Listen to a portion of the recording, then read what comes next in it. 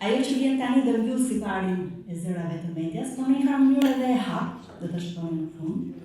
Për të gjithë ju është një gazetare investigative, ndërsa për mua është një bashkë studente me të cilën ndaja oborën e Fakultetit Histori Filologji Dega Gjule Tërsi në vitet 96-97.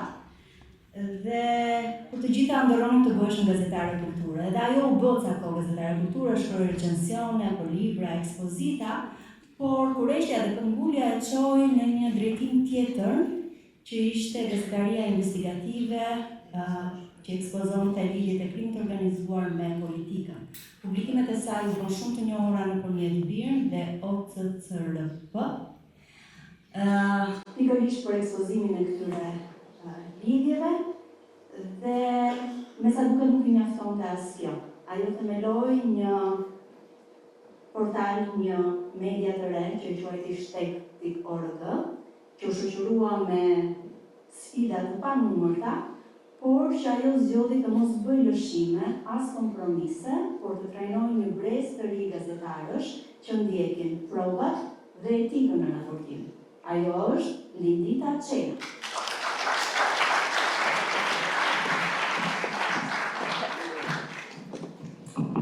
Mirëmbrëma të gjithëve. Ka kaluar plot 2 orë edhe 20 minuta. E lodhshme? Për pjesën për të madhe nga ju që dëgjuat historitë e gazetarëve. Dhe ndoshta asnjëherë nuk keni patur shansin të dëgjoni këto historitë. Në fakt janë jeta që gjithë secili prej nesh jeton.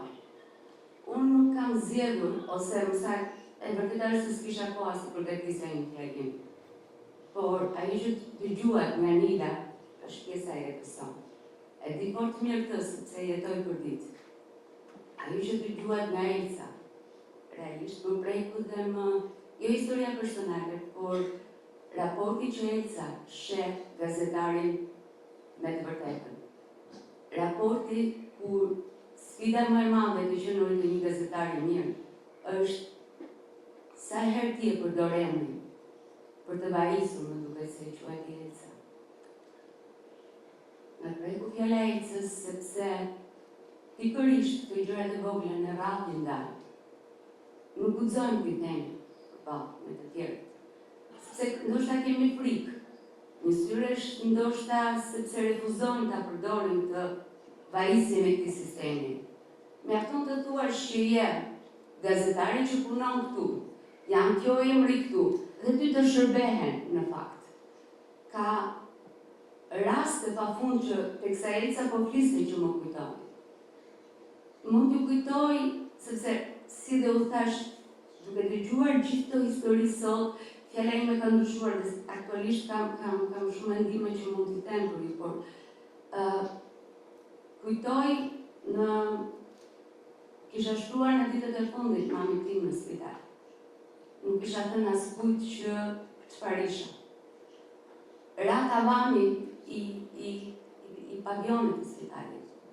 Dhe më shumë e nisu nga klikimet, thjesht bëj një postim në Facebook, sepse për një moment ai tavani dëshira edhe doktorit bashkë me mamin që ishte shtrirë aty. Edhe sapo u bë postoj një koment në Facebook me foton, sepse ai spitali sapo ishte inauguruar, nuk ishte gati 6 muaj që e gjithë qeveria, e gjithë ministria, të gjithë kishin shkuar aty për të inauguruar punimet e re të spitalit të tavani ra. Dhe ndodh që me njëherë 2 polica vinë pikërisht për të më thënë, për të më nxjerrë nga dhoma që po qëndroja mamit tim, për të thënë që nuk kisha zbatuar absolutisht rregullat. Pastaj ishte e thënë, apo ti pse nuk thej që je gazetare. Pastaj ishte mami im që u drit fort, sepse pa 2 policë. E nisa kështu dhe ndjes që po dal nga një pikë në një pikë tjetër, sepse doja të thoja që historitë tona, ato që ne përdorim çdo ditë, përjetojmë çdo ditë, janë ato të patreguara. Edhe në fakt kur përngjitesha këtu, tash do ju flas jeni lodhur 2 orë gjysmë të flas për histori gëzimi, histori shprese. Kam zgjedhur të shpresoj. por edhe për të ndarë me ju disa arsyen e vërtet pse unë kam zgjedhur për të qenë gazetare. Nuk e kam thënë kurrë, dhe pse kam 20 vjet në gazetari dhe miqtë e mi që kërkojnë ndjes, me cilët kemi ndarë ditët, kemi ndarë orët pafund, kemi ndarë udhëtimet në kërkim të së vërtetës, nuk kam guxuar kjo temë. Ndoshta fillimisht nga frika, më pas, për arsyen e vetme sepse duke u trajnuar, duke mësuar, duke parë, mësova që gazetari nuk është për të treguar historinë e vet. Nuk është aty për të treguar jetën e vet, por për të treguar jetët e të tjerëve, të vërtetat e të tjerëve. Ndajtë nuk e kam përfyer kurrë. Por ai momenti mamit tim, teksa ishte në spital, që u friksua nga policia, është edhe arsyeja pse unë kam ndjekur gazetarinë. Unë vi nga një familje, prap Elca, sot më ka shkuar realisht dhe urova edhe në mesazh.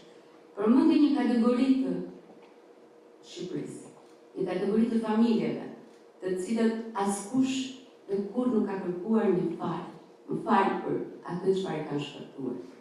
Unë vi nga një familje të përndjekush politik. Kur unë kam lindur, kur i madh u arrestua për agitacion dhe propagandë, isha vetëm 20 vjeçë. Nuk e kam njohur kurrë, nuk e kam njohur deri në moshën 10 vjeç. Dhe në familjen time është rënuar jeta e vëllezërve të mi, motravet mia, nuk mundën të vazhdonin shkollën. Dhe ajo që mbaj mend se fëmijë ishte mos fol, mos trego, mos di të flasësh për te shtëpisë. Dhe teksa u rita në gjimnaz, mbaj mend kjo dëshirë për të folur, për të treguar çfarë ndodh. Inspiroi fillimisht mësuesen time të letërsisë, e cila nuk e di çfarë pati punë, por më prezantoi me Bashkimin Sinani. Ky ka qenë profesori im i parë i gazetarinë. Dhe ajo që mbaj mend ishte për të qenë një gazetar i mirë, nuk të duhet gjë tjetër, veç se një lajm, një laps edhe një copë letër, dhe dëshira dhe respekti për atë çfarë të dëgjon. Kështu e nisa me kulturën. Pastaj në editorët, ishte kultura si një vajzë e re, 20, ishte si të prekje dritën, sepse kisha fatin të shkoja dhe të intervistoja ose të flisja për aktor që unë kisha parë vetëm nga ekrani. Më pas u tha që pritë se duhet të raportosh, të shkruash për jetën e tyre, gjë që nuk më duket drejt, është jeta e tyre private. Dhe ky rrugëtimi për të treguar një të vërtetë më ka çuar pak nga pak deri në momentin kur Shqipëria më duk vendi vogël. Shqipëria më duk vendi si pasigurt. Dhe arrita të jem pjesë me dyrë të hapura fort prej meje, pjesë e një fillimisht e një rrjeti ballkanik që quhej rrjeti Virë. Më pas organizoi programin Corruption Project, që është organizata më e madhe e gazetarëve global investigativ. Dhe ajo që kam mësuar aty nuk është, përveç raportimit, por kryesorja është të kesh respekt, të duash punën tënde, por mbi të gjitha të respektosh fort kolegët. Një leksion të cilët këtu është shumë e vështirë ta marrësh. Por teksa ti bën punën tënde, janë mira, nuk dua fare të flas, të thash çdo rrëfim që ju dëgjuat nga vajzat sot është për ditëshmëria e një gazetari.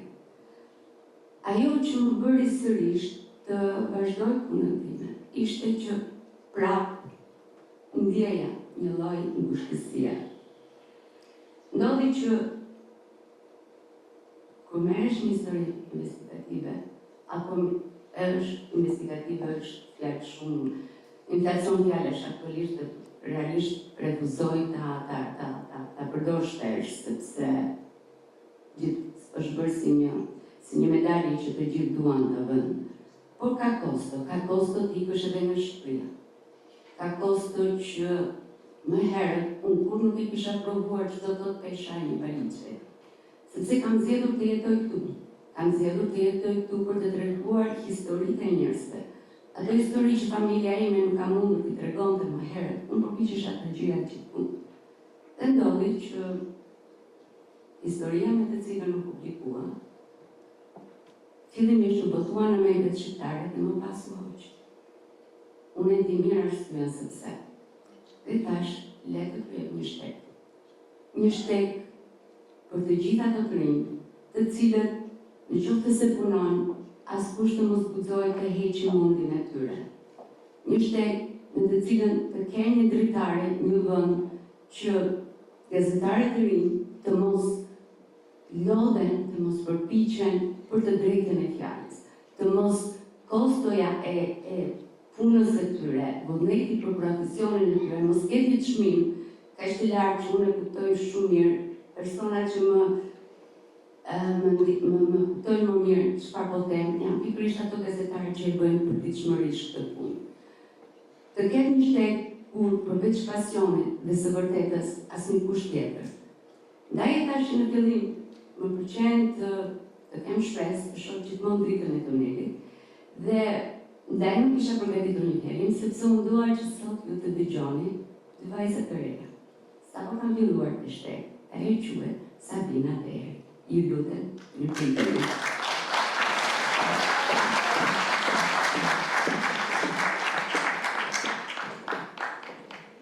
Si antar jam e shtegut, po Alisën Kalimi. Përpara ju Ercila Mikeli, një studente që mbaroi studimet për gazetari dhe eksperjenca e parë e punës ka qenë një nga portalet shqiptare. Një eksperiencë dhe themi që e vlerësoj shumë sepse më hapi një nga dyert në rrugtimin drejt mediave. Mund ta vlerësoj për faktin që u bë si kraj djathtë që mund vazhdoj rrugtimin më tej. Derisa unë zgjodha të dëprisja punën për shkak të angazhimeve dhe pranimin dhe aplikova në shtek ku pranimi u bë në momentin më të papritur të jetës time.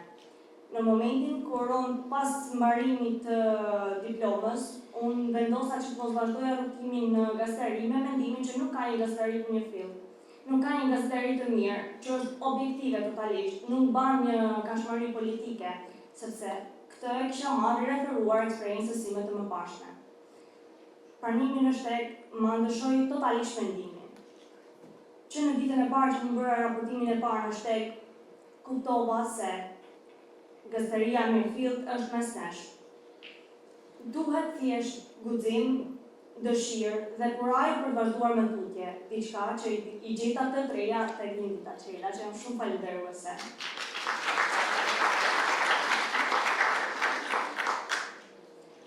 Uroj që nga sonte tutje të më mbani mend si një gazetare të mirë dhe të më mbani mend për raportime të mira që i qëndrojnë afër realitetit, sepse ky është synimi ynë si gazetar, por dhe synimi ynë në bashkëpunim me shtekun. Ju faleminderit. Mirëmbrëma të gjithëve, jam Sabina Nika, jam gazetare në fillimet e mia. Ndihem shumë krenare që sot po ndaj skenën me ju, që fundja keni më shumë vite eksperiencë sa unë kam që përlindjes. Shihni pasiguritë unë ndoshta sot se përpara jush jam shumë e vogël. Ndoshta kur gjova shumë nga ju, njëherë vendosa thash, ok, do daj do bëj për çka kam marrë për sot, unë ishte të me gazetare. Pastaj thash do pres të vitën pak edhe do provoj një herë. Pastaj tani që jam ku them, ok, do bëhem edhe unë, që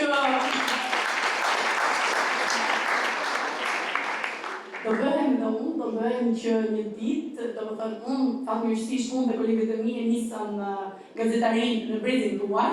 Shpresoj shumë që ta mbyll kur gazetarët e tjerë të rinj të më marrin në pensionet e jenë rritur, që fundi aty i bërë diçka edhe asë kohë, do të thënë të dytë. Dua ta dramatizoj pak sepse nuk kam kaluar ndoshta në shpatullat e mia ato çfarë ju keni kaluar. Shpresoj shumë mos t'i kaloj, se jam unë gjithmonë me kolegë, fatmirësisht e kam nisur do me kronikën e zezë, po them fatmirësisht e kam pas shumë kolegë mbështetës. Edhe sot kisha një bisedë përpara se të vija këtu dhe thashë di, unë ndjej veten në shkallën e dytë të gazetarisë, se të parën e vendosa kur do mbaroj studimet, edhe kur nisa punë te Lindita. Dhe e dyta është ishte personte që tash ose do e zbres një dhe do kthehem do bëj një punë që s'ka lidhje fare dhe do jem të rrezikime, ose do vazhdoj më tej në shkallët që s'kam fund, tash ose vetë gazetaria. Nuk do arrivat më, faleminderit shumë që më dëgjuat dhe marrni fundin, dhe shumë ta kemi gjithë nga ta shkruaja tani. Faleminderit.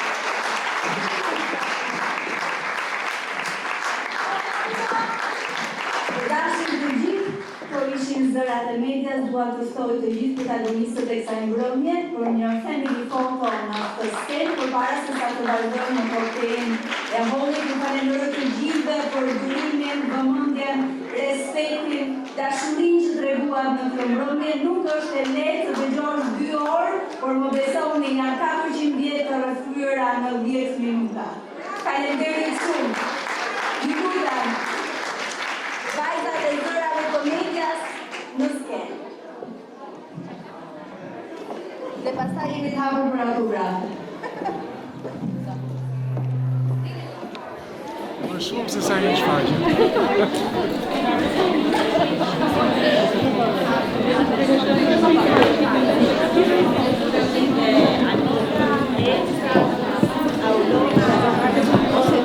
Gjatë manë që po bëni?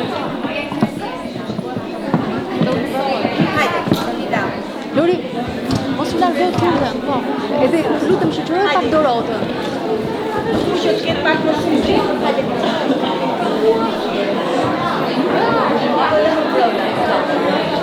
S'po i shikoj. Në ndanë, o tjeri në ndanë. Njëra të ndej, tjetër të ndej në binës. Unë e këta të gjuar të tapë, po të më va përande si të si që. A keni të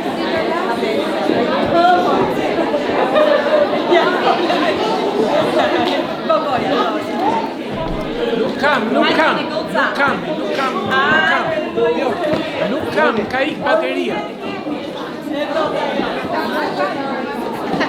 Ta marrë të traktet. Edhe një shumë. Unë kam se një jam të përjarë. Besoj të jetë të tjera.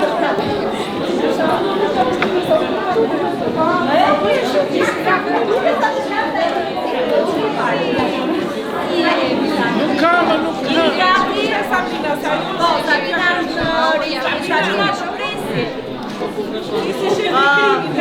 Mund ta bëjmë një